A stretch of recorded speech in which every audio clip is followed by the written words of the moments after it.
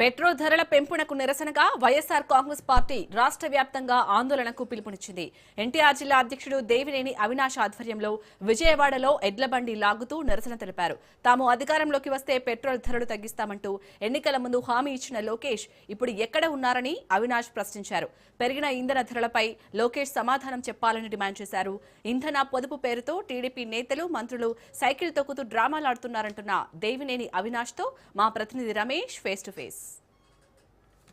పెరిగిన ఇంధన ధరలకు నిరసనగా వైఎస్ఆర్ కాంగ్రెస్ పార్టీ రాష్ట్ర వ్యాప్తంగా ఆందోళనకు పిలుపునిచ్చింది. అందులో భాగంగా ఎన్టీఆర్ జిల్లా అధ్యక్షుడు దేవినేని అవినాష్ ఆధ్వర్యంలో పెద్ద ఎత్తున వైఎస్ఆర్ కాంగ్రెస్ పార్టీ నేతలు, కార్యకర్తలు కూడా ఈ పెట్రోల్, డీజిల్ ధరల పెంపుకు నిరసనగా ఆందోళన కార్యక్రమం చేపట్టారు. దీనికి సంబంధించి మనతో మాట్లాడడానికి ఎన్టీఆర్ జిల్లా వైఎస్ఆర్ కాంగ్రెస్ పార్టీ అధ్యక్షులు దేవినేని అవినాష్ ఉన్నారు. అలా చెప్పండి, ప్రధానంగా ఈరోజు మీరు ఒక ఆందోళన కార్యక్రమం చేపట్టారు. ఏంటి ఈ కార్యక్రమం యొక్క ముఖ్య ఉద్దేశం, ఏం చెప్పదలుచుకున్నారు దీని ద్వారా? ఏదైతే కూటమి ప్రభుత్వం అధికారంలోకి వచ్చిన తర్వాత మరీ ముఖ్యంగా సామాన్య ప్రజానికం నడ్డి విరిచే విధంగా అది పరిపాలన చేస్తుంది.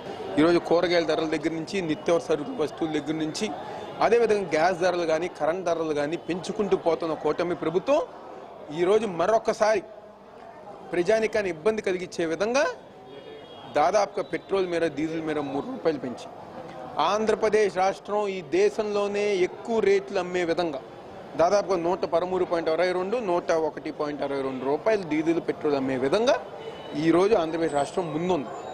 ఇదే నారా లోకేష్, ఇదే చంద్రబాబు నాయుడు ఆ రోజు ఎన్నికల సమయంలో మాది హామీ, మేము బాధ్యత తీసుకుంటాం అని చెప్పని ఈరోజు చేతులు పైకెత్తి మరి బోర్డర్ల దగ్గర రేట్లు చూపించిన నారా లోకేష్ ఈరోజు ఏం సమాధానం చెప్తారని చెప్పని ఈరోజు వైఎస్ఆర్ కాంగ్రెస్ పార్టీ మేము అందరంగా డిమాండ్ చేస్తాం. ఆ రోజు చెప్పారు కదా, అన్న, అక్క, చెల్లి నాదే బాధ్యత, ఈ లోకేష్ బాధ్యత తీసుకుంటారని చెప్పని చెప్పావు కదా, ఈ లోకేష్ ఇప్పుడు ఏం సమాధానం చెప్తారని చెప్పి మేము అందరం డిమాండ్ చేస్తున్నాం. మా తూర్పు నియోజకవర్గంలో యువగలం పాదయాత్ర అప్పుడు మా ఆటో నగర్ సోదరులతో కానివ్వండి, లారీ ఓనర్స్ అసోసియేషన్ సభ్యులతో కానివ్వండి, మీరందరు గారు మోటార్ ఫీల్డ్లో ఉన్నారు, లారీలు, ట్రక్కులు తిరుగుతాయి కాబట్టి పెట్రోల్, డీజిల్ ధరలు తగ్గించే బాధ్యత నేను తీసుకుంటా అని చెప్పిన నారా లోకేష్ ఈరోజు మా ప్రాంత వాసులకి ఏం సమాధానం చెప్తారని చెప్పి అందరం డిమాండ్ చేస్తున్నాం. ఈరోజు ఈ 2 సంవత్సరాల్లో ఇచ్చిన ప్రతి హామీని గారు మోసం చేసి, ఒక్క హామీని గారు నెరవేర్చకుండా ఈరోజు ప్రజానికాన్ని మోసం చేసింది కూటమి ప్రభుత్వం.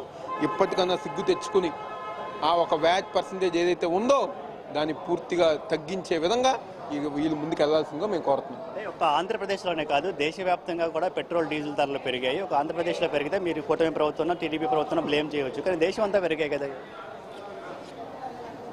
గతంలో గారా కోవిడ్ వల్ల మొత్తం దేశం అంతా పెరిగినప్పుడు ఈరోజు ఆ నోళ్ళు ఏమేమి, ఆ రోజు గారా మొత్తం దేశం అంతా పెరిగింది కదా.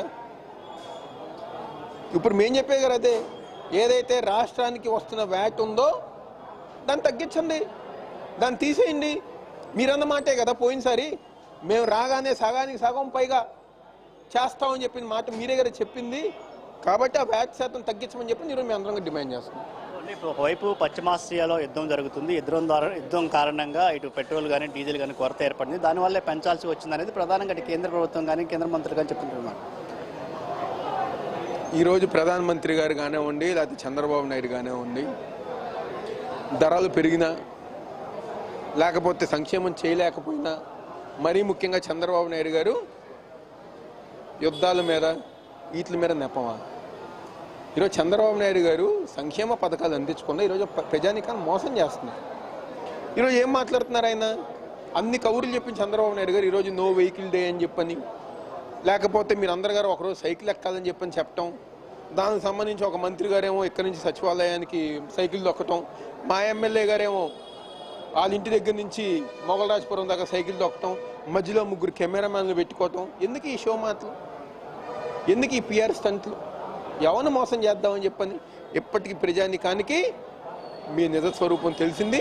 మీకు బుద్ధి వచ్చే విధంగా ప్రజానికం రేపు రాబోయే రోజు మీ సమాధానం చెప్తాను సందర్భంగా చెప్తాను. సో ఇది మొత్తంగా తాము అధికారంలోకి వస్తే ఇంధన ధరలు తగ్గిస్తామని ఎన్నికలకు ముందు హామీ ఇచ్చినటువంటి టీడీపీ ఇప్పుడు అధికారంలోకి వచ్చిన తర్వాత పెరిగినటువంటి ధరల విషయంలో మౌనంగా ఉంటుంది. ఎన్నికలకు ముందు ఇచ్చినటువంటి హామీలను అమలు చేయడంలో పూర్తిగా కూటమి ప్రభుత్వం విఫలమైందని కూడా దేవినేని అవినాష్ విమర్శిస్తూ ఉన్నారు. కెమెరా పర్సన్ నాగరాజ్తో రమేష్, రాజ్ న్యూస్, విజయవాడ నుంచి.